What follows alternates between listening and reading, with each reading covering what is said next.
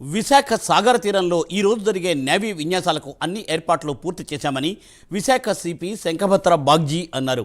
ఈ కార్యక్రమానికి ముఖ్య అతిథిగా సీఎం చంద్రబాబు హాజరవుతారని తెలిపారు. సీఎం రాక నేపథ్యంలో భారీ భద్రతను ఏర్పాటు చేశామంటున్న విశాఖ సిపి శంఖభద్ర బాగ్జీతో మా ప్రతినిధి ఫేస్ టు ఫేస్.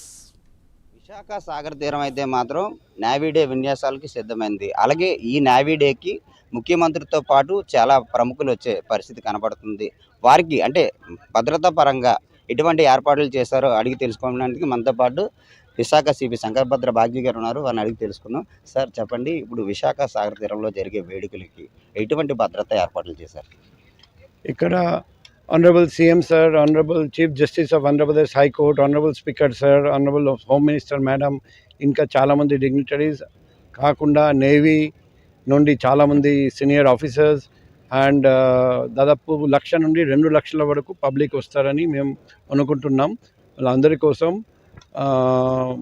మంచి సెక్యూరిటీ ఏర్పాటు చేశాము. నంబర్ 1, ఈ అన్ని స్ట్రక్చర్స్ గురించి స్టెబిలిటీ సర్టిఫికేట్ తీసుకోవడం, ఆనరబుల్ సీఎం సార్ కోసం access control, anti sabotage check, road opening parties, roof top parties అన్నీ పెట్టడం జరిగింది.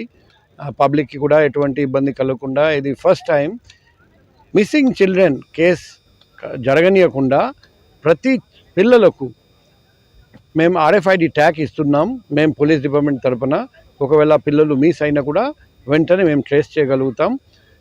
అదే మాదిరిగా GBMC నుండి, డిస్ట్రిక్ట్ అడ్మినిస్ట్రేషన్ నుండి కూడా టూరిస్ట్ కోసం, పబ్లిక్ కోసం అన్ని సౌకర్యాలు ఏర్పాటు చేయడం జరిగింది. డెఫినెట్గా ఇది ఒక మంచి ప్రోగ్రామ్ జరగబోతుంది. It's a matter of pride for the city of Vizag సిటీకి గర్వకారణం. ఎటువంటి అవాంఛనీయ సంఘటనలు జరగనీయకుండా మేము చూస్తాం. అధికంగా జనాభా వస్తారు, అంతే మోతాదులో ట్రాఫిక్ కూడా అంతరాయం కలుగుతుంటాయి, వెహికల్స్ కూడా వస్తుంటాయి. వాళ్ళకి సపరేట్ పార్కింగ్ లైన్ నిర్దేశించిన ప్రదేశాలను ఏర్పాటు చేశారు. మేము ఆల్రెడీ పబ్లిక్కి తెలియజేశాము, ప్రెస్ రిలీజ్ కూడా ఇవ్వడం జరిగింది. వాళ్ళు పార్కింగ్ ఎక్కడ పెట్టాలి అది కూడా చెప్పడం జరిగింది. అక్కడ వెహికల్ పార్క్ చేసి వాళ్ళు నడిచి రావాలి. ప్రోగ్రామ్ అయిపోయిన తర్వాత అక్కడికి నడిచి వెళ్ళి బండి ఎక్కి వెళ్ళాలి. ఎటువంటి ట్రాఫిక్ ప్రాబ్లం జరగనీయకుండా మేము చూస్తాం.